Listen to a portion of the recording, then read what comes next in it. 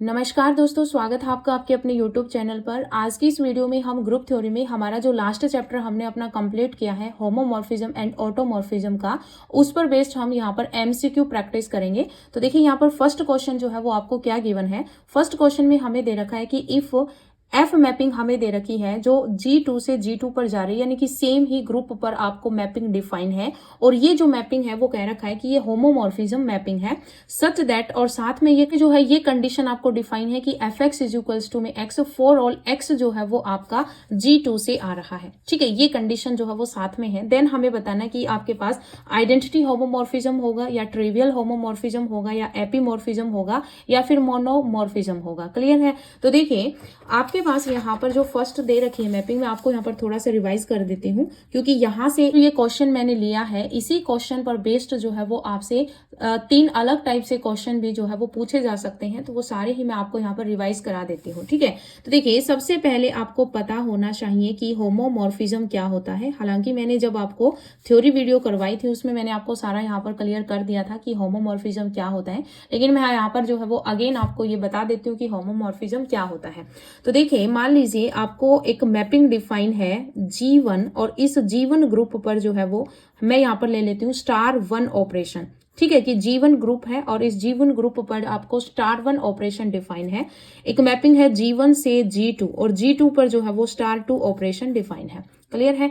तो ये जो है वो आपके पास एक मैपिंग डिफाइन है। देन इस मैपिंग को हम होमोमॉर्फिज्म कहेंगे अगर ये मैपिंग आपके पास ये कंडीशन सेटिस्फाई कर दें कि जब हम इस G1 से 2 एलिमेंट्स ले रहे हैं, मान लीजिए मैंने यहाँ पर x1 ले लिया या सीधा xy हम ले लेते हैं, तो x*1y इक्वल्स टू अगर आपके पास आ जाए fx*2fy। ठीक है, कहने का मतलब क्या है कि ये जो है वो आपके पास G1 ग्रुप है और ये जो है ये आपके पास G2 ग्रुप है। इस G1 में मैंने एक x एलिमेंट लिया और इसी में मैंने एक y एलिमेंट लिया।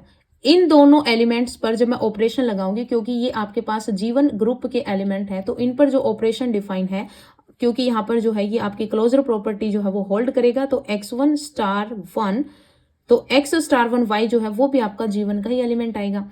जब मैं आप इसको मैप करूंगी तो यहाँ पर मैपिंग जब करूंगी तो क्या बनेगा? fx बनेगा। यहाँ पर जब इस y एलिमेंट को मैप करूंगी तो f ऑफ y बनेगा। अब fx और fy जो है वो G2 के एलिमेंट्स हैं और इस पर जो है वो *2 ऑपरेशन डिफाइन है।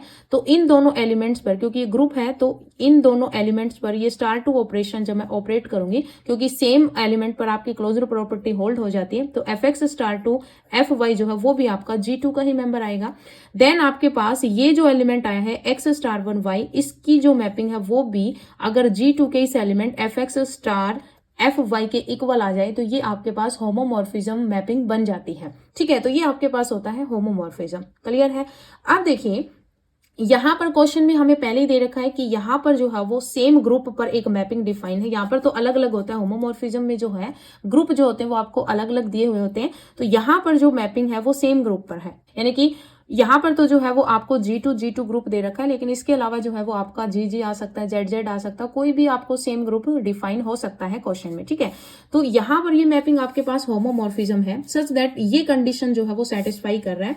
क्या कंडीशन? आपके पास एक F मैपिंग है जो कि G2 से G2 तक जा रही है और ये जो है वो क्या है? होमोमॉर्फिज्म है, और साथ में ये कंडीशन सेटिस्फाई कर रहा है, और साथ में ये कंडीशन है कि fx जो है वो आपके पास x के इक्वल होगा फॉर ऑल x जो है वो उस G2 से ही आ रहा है। ठीक है, तो जब आपके पास कोई f फंक्शन होमोमॉर्फिज्म होता है और होमोमॉर्फिज्म के साथ ये कंडीशन सेटिस्फाई कर देता है, ये कंडीशन क्या बनती है? आपके पास ये जो है वो G2 है, यहाँ पर तो G2 ग्रुप है, ये भी G2 ग्रुप है। यानी कि जब आपके पास इसमें मान लीजिए इस टाइप के एलिमेंट है और आप जब मैप करते हो तो ये f(1) जाएगा। f(1) जब ये बनेगा तो ये 1 पे ही इसकी इमेज आएगी, यानी कि इसकी वैल्यू क्या आएगी? 1 ही आएगी। f(2) जब आप करोगे तो वो 2 के ही इक्वल आ जाए, f(3) करोगे तो वो 3 के इक्वल आ जाए। इस टाइप से जब आपके पास मैपिंग बनती है, ठीक है, तो वो जो है वो आपके पास क्या कहलाता है? वो आपके पास आइडेंटिटी होमोमॉर्फिज्म कहलाता है। क्या कहलाता है? Identity homomorphism. ठीक है, स्पेलिंग मिस्टेक हो जाती है तो आप चेक कर लेना। तो ये आपके पास क्या है? आइडेंटिटी होमोमॉर्फिज्म होता है। क्लियर है? अब देखिए आपके पास जब एक एफ मैपिंग डिफाइन है G1 से लेकर G2 तक, ये अलग अलग आपके यहाँ पर जो है वो रिजल्ट्स हैं जो कि आपको याद रखने हैं। एक मैपिंग अगर आपके पास डिफाइन है G1 से लेकर G2 तक, ये मैपिंग होमोमॉर्फिज्म है। ठीक है, क्या है? होमोमॉर्फिज्म है। और होमोमॉर्फिज्म के साथ ये अगर 1-1 भी बन जाती है, क्या बन जाती है? 1-1 भी बन जाती है, तो ये जो आपके पास मैपिंग होती है ये आपकी मोनोमॉर्फिज्म कहलाती है। मोनोमॉर्फिज्म। ठीक है, तो ये क्वेश्चन भी जो है वो पूछा जा सकता है। उसके साथ देखिए यहाँ पर नेक्स्ट जो रिजल्ट है वो आपको याद रखना है कि अगर एक मैपिंग है आपके पास G1 से लेकर G2 तक, ये मैपिंग जो है वो आपके पास क्या दे रखी है? होमोमॉर्फिज्म दे रखी है कि ये मैपिंग होमोमॉर्फिज्म, और इसके साथ जो है वो ऑन टू की कंडीशन को सेटिस्फाई कर दे, तो ये जो है वो आपके पास एपीमॉर्फिज्म बन जाती है। क्या बन जाएगी? ये एपीमॉर्फिज्म बन जाएगी। थर्ड आपके पास ये रिजल्ट हो जाएगा कि अगर आपके पास यहाँ पर जो ग्रुप रहेगा वो सेम रहेगा और इनमें जो है वो आपके पास अलग अलग ग्रुप रहेंगे। नेक्स्ट जो रिजल्ट है वो आपको याद रखना है कि एक मैपिंग अगर आपके पास है G1 से लेकर G2 तक, ये मैपिंग जो है वो होमोमॉर्फिज्म है। क्या है? होमोमॉर्फिज्म है। देन इस मैपिंग को हम ट्रिवियल होमोमॉर्फिज्म कहेंगे। क्या कहेंगे? ट्रिवियल होमोमॉर्फिज्म कहेंगे। ट्रिवियल होमोमॉर्फिज्म कहेंगे अगर आपके पास जो एफएक्स जो इमेजेस का जो सेट है, जो एफएक्स है यानी कि जो इमेज है वो किस टाइप से जाए? ई डैश। ई डैश क्या है? ये आपके पास आइडेंटिटी एलिमेंट है G2 का। ठीक है, G2 का क्या है? आइडेंटिटी एलिमेंट है। कहने का मतलब है कि अगर आपके पास G1 ग्रुप है, ये आपके पास G2 ग्रुप है, तो यहाँ पर जो आपके पास एलिमेंट्स होंगे उनकी जो इमेज है, उसकी जो इमेज है वो अगर आपके पास G2 के आइडेंटिटी एलिमेंट पर जा रही है तो वो आपका ट्रिवियल होमोमॉर्फिज्म बन जाता है। ठीक है, तो ये चारों रिजल्ट्स आपको याद रखने हैं। तो ये 4 क्वेश्चंस आपके यहाँ पर बनते हैं। आपको होमोमॉर्फिज्म की जो कंडीशन है, ये जो कंडीशन है ये भी जो है वो पूछे जा सकते हैं, तो ये आपको याद रखनी है। और 4 ये रिजल्ट्स हैं, यानी कि टोटल यहाँ पर जो है वो 5 क्वेश्चन बनने के चांस है। ठीक है, तो यहाँ पर जो इसका आंसर रहेगा वो आपका आइडेंटिटी होमोमॉर्फिज्म रहेगा। क्लियर? उसके बाद देखिए यहाँ पर नेक्स्ट क्वेश्चन हमें दे रखा है कि जी आपके पास एक ग्रुप है जो कि आपका नॉन जीरो रियल नंबर्स पे है। ठीक है, हमें क्या दे रखा है? हमें दे रखा है कि जी जो है वो हमारे पास क्या है? ग्रुप है।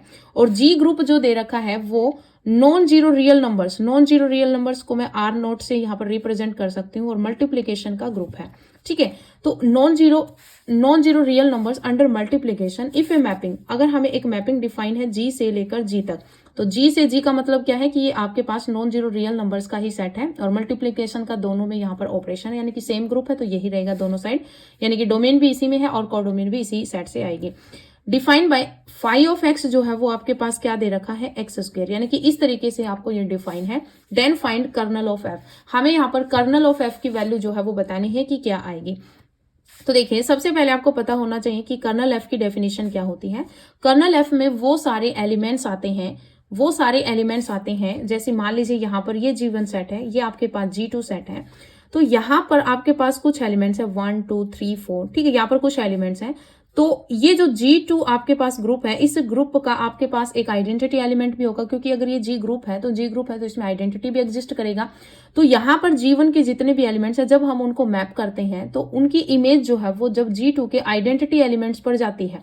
ठीक है, मान लीजिए यहाँ पर 10 एलिमेंट्स है, 10 में से अगर 8 एलिमेंट्स की इमेज जो है वो G2 के आइडेंटिटी एलिमेंट्स पर जाती है, तो वो जो 8 एलिमेंट्स होंगे वो आपके कर्नल ऑफ एफ कहलाते हैं। क्या कहलाते हैं? कर्नल ऑफ एफ कहलाते हैं। क्लियर है? तो कर्नल ऑफ एफ में वो एलिमेंट्स आते हैं डोमेन के वो एलिमेंट्स आते हैं जिनकी इमेज कोर डोमेन के आइडेंटिटी एलिमेंट्स पर जाती है, तो वो आपका कर्नल ऑफ एफ कहलाता है। तो यहाँ पर देखिए हमें जो ग्रुप दे रखा है वो आर नोट से आर नोट दे रखा है, इसका मतलब मल्टीप्लीकेटिव का ग्रुप है और नॉन जीरो रियल नंबर्स है। तो यहाँ पर जो आपका आइडेंटिटी एलिमेंट होगा वो क्या होगा? 1 होगा। क्या होगा? 1 होगा। इसका मतलब क्या है कि यहाँ पर इस कर्नल ऑफ एफ में वो सारे एलिमेंट्स आएंगे जिनकी इमेज जो है वो किसके इक्वल आ जाए, यानी कि इमेज किसके ऊपर जाएगी? आइडेंटिटी एलिमेंट ऑफ G2 यहाँ पर क्योंकि सेम ग्रुप पर है तो इसका आइडेंटिटी एलिमेंट इसी में ही डिफाइन होगा, तो 1 के ऊपर, यानी कि एक्स स्क्वायर, यानी कि वो सारे एक्स आएंगे सच दैट एक्स आपका किस में बिलोंग कर रहा है? G में बिलोंग कर रहा है, और such that x square is equals to क्या आ जाए? 1 आ जाए। X square is equals to 1 आए, इसका मतलब क्या है कि हम एक्स की वैल्यू जो है वो -1 और +1 दो ही रख सकते हैं, तभी एक्स स्क्वायर इक्वल्स टू 1 आएगा। तो इसका मतलब क्या है कि कर्नल ऑफ एफ में आपके पास -1 और 1 दो एलिमेंट्स आ जाएंगे। ठीक है, यहाँ पर जो है वो x square is equals to 1 मैंने क्यों लिया है? क्योंकि ये डेफिनेशन है। क्योंकि आपके पास कर्नल ऑफ एफ में वो सारे एक्स आएंगे जो कि आपकी जी के अंदर बिलोंग कर रहे हैं, जिनकी इमेज जो है वो किसके ऊपर जाएगी, जिनकी इमेज जो है, यानी कि यहाँ पर फाई ऑफ एक्स डिफाइन है, तो phi of x is equals to में आइडेंटिटी एलिमेंट क्या है, 1 है, तो phi x is equals to 1। Phi x किस तरीके से खुलेगा, x square is equals to 1, तो यहाँ पर दो ही वैल्यू जो वो पॉसिबल है जो 1 देंगी, तो -1 रखेंगे और 1 रखेंगे तो आपके पास 1 आएगा। तो कर्नल ऑफ एफ में जो है वो आपके पास दो एलिमेंट्स आ जाएंगे, तो आपके पास सी ऑप्शन जो है ये करेक्ट हो जाएगा। क्लियर है। अभी देखिए यहाँ पर नेक्स्ट क्वेश्चन क्या गिवन है। नेक्स्ट क्वेश्चन में हमें दे रखा है कि if f from G to G dash, आपके पास एक मैपिंग डिफाइन है जी से लेकर जी डैश तक, ये आपके पास क्या है, होमोमॉर्फिज्म है, सच दैट हमें ये दे रखा है कि कर्नल ऑफ एफ जो है वो आइडेंटिटी एलिमेंट आ रहा है, कर्नल ऑफ एफ जो वो क्या आ रहा है, आइडेंटिटी एलिमेंट आ रहा है, देन एफ आपका 1 1 होगा या ऑन टू होगा या 1 1 या ऑन टू दोनों होगा या कोई भी नहीं होगा। तो देखिए ये मैंने आपको कर्नल की जो आपके प्रॉपर्टीज करवाई थी उसमें ये प्रॉपर्टीज मैंने आपको अच्छे तरीके से करवाई थी कि अगर आपके पास कर्नल ऑफ एफ में सिर्फ और सिर्फ आइडेंटिटी एलिमेंट आ रहा है, ठीक है, क्या आ रहा है, आइडेंटिटी एलिमेंट आ रहा है, तो वो जो आपके पास मैपिंग होगी, जो होमोमॉर्फिज्म मैपिंग आपको डिफाइन है, वो होमोमॉर्फिज्म मैपिंग आपकी 1 1 भी होगी। ठीक है, तो इसका जो आंसर ये आपका 1 1 हो जाएगा। ये प्रॉपर्टी मैंने आपको करवाई थी, ये आपको सीधी टिप्स पर रखनी थी, तो इसका आंसर आपका सीधा ही आ जाएगा। हालांकि मैं आपको यहाँ पर समझा भी देती हूँ। मान लीजिए ये आपके पास G1 ग्रुप है और ये आपके पास G2 ग्रुप है, ठीक है। कर्नल ऑफ एफ में मैंने अभी आपको बताया, कर्नल ऑफ एफ में वो सारे एलिमेंट्स आते हैं डोमेन के जिनकी इमेज G2 के आइडेंटिटी एलिमेंट पे जाती है। तो यहाँ पर कह रहा है कि जो आपके पास कर्नल ऑफ एफ है उसमें सिर्फ और सिर्फ आइडेंटिटी एलिमेंट आ रहा है, क्या आ रहा है, आइडेंटिटी एलिमेंट आ रहा है। इसका मतलब क्या है कि यहाँ पर G1 का जो आइडेंटिटी एलिमेंट है सिर्फ और सिर्फ उसकी जो इमेज है वो आपके पास G2 के आइडेंटिटी एलिमेंट के पास जा रही है, ठीक है। इसका मतलब यहाँ पर जो अनदर एलिमेंट्स हैं उनकी कोई अलग अलग इमेज जो है वो यहाँ पर सेटिस्फाई हो रही है। तो ये जो है वो आपका जब यूनिक इमेज होती है हर एक एलिमेंट्स की, तो वो आपका क्या होता है, वो आपका 1 1 होता है। तो ये जो, तो यहाँ पर जो मैंने आपको सीधी प्रॉपर्टी याद कराई थी, तो वो प्रॉपर्टी जो है वो आप अच्छे तरीके से याद कर लेना, सीधा ही आपका आंसर आ जाएगा, ठीक है। उसके बाद देखिए यहाँ पर नेक्स्ट क्वेश्चन क्या है कि every inner automorphism of a group is, तो ये जो है वो डेफिनेशन मैंने आपको कराई थी जब मैंने आपको ऑटोमॉर्फिज्म के सारे इंपॉर्टेंट रिजल्ट्स आपको याद कराए थे, जब मैंने आपको इनर ऑटोमॉर्फिज्म करवाया था। तो ये कह रहा है कि every inner automorphism of A group, तो जितने भी इनर ऑटोमॉर्फिज्म होते हैं वो अपने आप में ऑटोमॉर्फिज्म ही होते हैं। तो यहाँ पर दे रखे हैं अबेलियन होगा, साइक्लिक होगा या ऑटोमॉर्फिज्म होगा या 1 1 होगा, तो सी ऑप्शन आपका यहाँ पर करेक्ट हो जाएगा। क्लियर है। नेक्स्ट क्वेश्चन देखिए। नेक्स्ट क्वेश्चन में हमें दे रखा है कि if G is a cyclic group of order 12, हमें दे रखा है जी आपका एक साइक्लिक ग्रुप है जिसका ऑर्डर जो है वो कितना है, 12 है। फाइंड ऑटोमॉर्फिज्म ऑफ जी, हमें यहाँ पर जो है वो फाइंड करना है ऑर्डर ऑफ ऑटोमॉर्फिज्म ऑफ जी, ठीक है। यहाँ पर ऑर्डर हमें फाइंड आउट करना है किसका, ऑटोमॉर्फिज्म ऑफ जी का। तो देखिए मैंने आपको बताया था कि जब आपको ऑर्डर ऑफ ऑटोमॉर्फिज्म जी निकालना है तो वहां पर आपके पास आइलर फाई फंक्शन लगता है। तो आप यहाँ पर आइलर फाई फंक्शन निकालोगे तो आइलर फाई फंक्शन कितना आ जाएगा, 512 आ जाएगा। आपको इसका क्या करना है, आपको प्राइम फैक्टर करने, तो जब आप यहाँ पर 12 के प्राइम फैक्टर करोगे तो 2 का स्क्वायर हो जाएगा और इनटू में 3 आ जाएगा। क्लियर है। फिर आप किस तरीके से करोगे, 12 एज इट इज इनटू में आपको क्या करना है, जो आपके पास बेस है वो नीचे डिनोमिनेटर में आ जाएगा, एक कम करके न्यूमरेटर में आ जाएगा। फिर नेक्स्ट जो है वो डिनोमिनेटर में एक कम करके आपका न्यूमरेटर में आ जाएगा। तो 3 दूनी 6, तो 6 दूनी 12 और 2 दूनी 4, तो 4 जो है वो इसका ऑर्डर हो जाएगा ऑटोमॉर्फिज्म ऑफ जी का। तो सी ऑप्शन आपका यहाँ पर करेक्ट हो जाएगा, ठीक है। अभी देखिए यहाँ पर नेक्स्ट क्वेश्चन हमें क्या दे रखा है, which one of the following is not correct, हमें बताना है कि इसमें से कौन सी स्टेटमेंट जो है वो सही नहीं है। तो यहाँ से जो जितने भी आपके पास इस टाइप के क्वेश्चन आएंगे कि इनमें से कौन सी सही नहीं है, तो जितनी भी प्रॉपर्टीज मैंने आपको आज तक करवाई है ग्रुप थ्योरी में उन्हीं से जो है वो आपको रिजल्ट्स बना के दिए जाएंगे। इसलिए मैं आपको बार बार कहती हूँ कि जितने भी प्रॉपर्टीज है वो आप टिप्स पर कर लेना, ठीक है। तो देखिए यहाँ पर फर्स्ट दे रखा है कि if F is an inner automorphism of G, कि अगर एफ आपके पास एक इनर ऑटोमॉर्फिज्म है जी का, then order of F of A, F of A क्या है, एफ ऑफ ए जो है ये आपके पास इनर ऑटोमॉर्फिज्म का एक मेंबर है, जो कि सेट बनेगा आपका इनर ऑटोमॉर्फिज्म का, उनका सेट बनेगा, उसमें एक एलिमेंट आएगा इस टाइप का, उसका ऑर्डर और जो जी ग्रुप का ए एलिमेंट है उसका ऑर्डर जो है वो इक्वल होगा। तो ये मैंने आपको प्रॉपर्टी करवाई थी। तो जब आपके पास एफ मैपिंग एक इनर ऑटोमॉर्फिज्म है तो इनर ऑटोमॉर्फिज्म के ग्रुप के एलिमेंट का ऑर्डर और जी ग्रुप के एलिमेंट का ऑर्डर जो है वो क्या होता है, इक्वल होता है। तो ये आपको याद रखना है। तो ये प्रॉपर्टी तो अपनी सही है, तो यहाँ पर नॉट करेक्ट पूछा है तो ये आंसर नहीं होगा। नेक्स्ट देखिए, नेक्स्ट दे रखा है कि जी बी अ ग्रुप, कि जी आपके पास ग्रुप है and F B N automorphism of G, G group है, एफ ऑटोमॉर्फिज्म है जी का, if A belongs to G, order of A is finite, order of A जो है वो फाइनाइट है, तो order of F of A is equals to order of A, यानी कि दोनों ही ये जो प्रॉपर्टी है मैंने आपको करवाई थी, दोनों ही एक दूसरे से रिलेटेड है, क्योंकि आपको पता है कि ऑटोमॉर्फिज्म दे रखा है, तो ऑटोमॉर्फिज्म का जो एलिमेंट होगा वो भी इसी टाइप का होगा, एफ ऑफ ए टाइप का, और इसका ऑर्डर और जी ग्रुप के एलिमेंट का ऑर्डर दोनों इक्वल होते हैं, और हर एक इनर ऑटोमॉर्फिज्म ही होता है ये चीज, तो दोनों यहाँ पर रिलेट करके याद कर सकते हो, तो ये प्रॉपर्टी भी आपकी सही है। नेक्स्ट देखिए यहाँ पर सी ऑप्शन क्या है कि every inner automorphism of a group is automorphism of that group. ये आपका मैंने अभी आपको बताया कि हर एक इनर ऑटोमॉर्फिज्म जो होता है वो आपका ऑटोमॉर्फिज्म होता है, तो इसमें यही कह रखा है, तो ये भी आपकी सही है।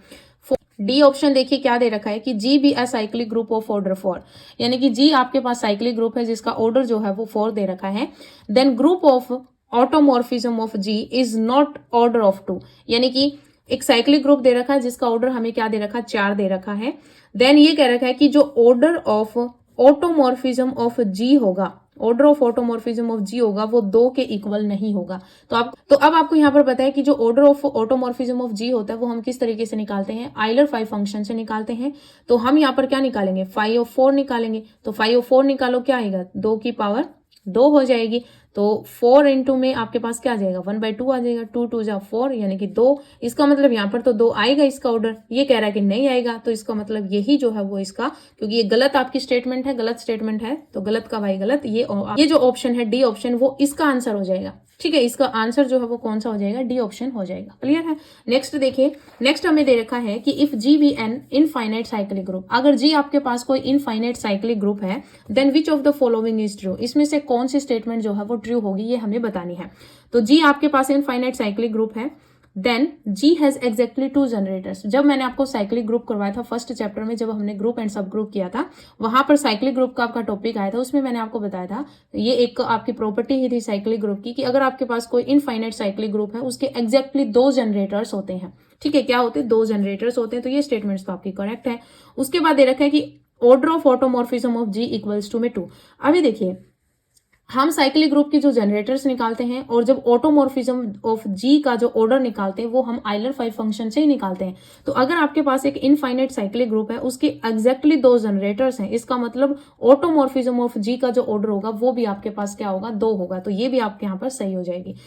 तो नेक्स्ट सी ऑप्शन है बोथ ट्रू एंड डी जो है वो नन है, तो बोथ ट्रू जो है ये ऑप्शन जो है, सी ऑप्शन जो है वो इसका आंसर हो जाएगा 7th नंबर क्वेश्चन का। ठीक है, उसके बाद देखिए यहाँ पर 8th नंबर क्वेश्चन हमें क्या दे रखा है कि if the centre of a non abelian group of order 125, क्या कह रखा है कि order of centre of a non abelian group G जो है वो आपके पास 125 है।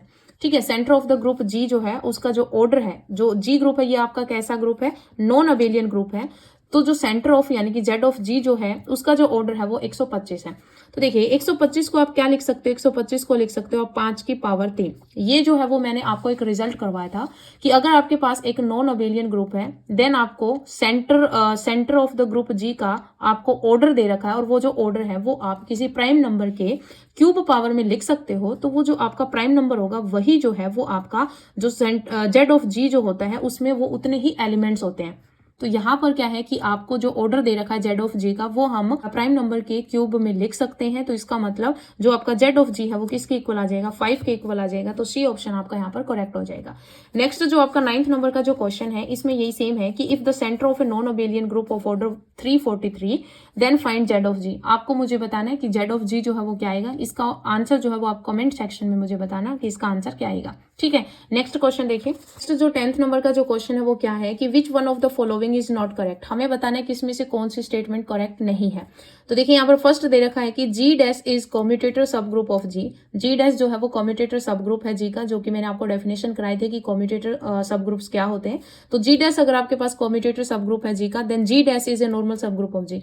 तो मैंने जब आपको कॉम्यूटेटर सब ग्रुप कराया था उसके बाद जो है वो इसकी प्रॉपर्टीज करवाई थी, और उसमें ये प्रॉपर्टीज भी मैंने आपको करवाई थी कि अगर जी डैश आपके पास कॉम्यूटेटर सब ग्रुप है तो जी डैश जो होगा वो नॉर्मल सब ग्रुप होगा जी का। ठीक है, सेकंड देखिए बी दे रखा है जी अपॉन में जी डैश। जी डैश क्या है, नॉर्मल सब ग्रुप होता है, क्योंकि जी डैश अगर कॉम्यूटेटर सब ग्रुप है तो जी डैश आपका नॉर्मल सब ग्रुप होता है। जी आपके पास ग्रुप है, तो जी बाय जी डैश जो है ये आपके पास क्वोशंट ग्रुप बन जाएगा, तो जो क्वोशंट ग्रुप होगा वो अबेलियन होता है। ये भी प्रॉपर्टी मैंने आपको करवाई थी। नेक्स्ट है कि जी इज अबेलियन। अगर जी आपके पास अबेलियन है if and only if G dash equals to identity. ये प्रॉपर्टी भी मैंने आपको करवाई थी कि अगर आपके पास जी डैश कॉम्यूटेटर है और जी जो है वो अबेलियन ग्रुप है, तो अगर जी अबेलियन होगा तो उस जी डैश में यानी कि कॉम्यूटेटर सब ग्रुप में जो एलिमेंट होगा वो सिर्फ और सिर्फ आइडेंटिटी एलिमेंट होगा। ये प्रॉपर्टी भी मैंने आपको करवाई थी। तीनों ही सही है। अगर तीनों ही सही है तो नन जो है वो आपके पास यहाँ पर इसका आंसर आ जाएगा। ठीक है, नेक्स्ट क्वेश्चन देखिए। नेक्स्ट क्वेश्चन दे रखा है कि इफ एक हमें मैपिंग दे रखी है और ये जो मैपिंग है वो कैसी है, टी ऑफ ए मैपिंग है। और ये जो मैपिंग है वो हम किस में डिफाइन करते हैं, इनर ऑटोमॉर्फिज्म में डिफाइन करते हैं। तो टी ऑफ ए हमें एक मैपिंग दे रखी है, कहां से कहां तक, जी से जी तक, be an inner automorphism of a group G, then which one is true. हमें बताना है कि इसमें से कौन सी स्टेटमेंट सही है। तो टी ए बी जो है वो does not equals to T A dot T B, तो ये तो आपकी स्टेटमेंट सही नहीं है। एक तरफ से यहाँ पर इनर ऑटोमॉर्फिज्म की डेफिनेशन ही पूछ रखी है, तो ये जो आपका मैपिंग है वो किस तरीके से डिफाइन होती है, बी ऑप्शन। इसी तरीके से जो है वो हम इनर ऑटोमॉर्फिज्म को डिफाइन करते हैं, तो बी ऑप्शन जो है ये आपका करेक्ट हो जाएगा। ठीक है, एक जो है वो आपको ये स्टेटमेंट भी याद रखनी कि इनर ऑटोमॉर्फिज्म है तो उसमें ये भी आपका यहाँ पर होल्ड करता है कि टी ए ओ बी जो है वो आपके इक्वल होता है T B dot T A. ठीक है, तो ये जो है ये रिजल्ट भी जो है वो आपको याद कर लेना है कि अगर इनर ऑटोमॉर्फिज्म आपको दे रखा तो ये भी आपकी प्रॉपर्टी होल्ड होती है। तो ये जो है वो आपके यहाँ पर 11 क्वेश्चंस थे जो मैंने आपको यहाँ पर करवा दिए हैं। होप सो कि आज की वीडियो आपको पसंद आई होगी। तो अगर वीडियो आपको पसंद आई हो तो वीडियो को लाइक शेयर जरूर करें। तो आज इस वीडियो में इतना ही, मिलते हैं नई वीडियो के साथ। धन्यवाद।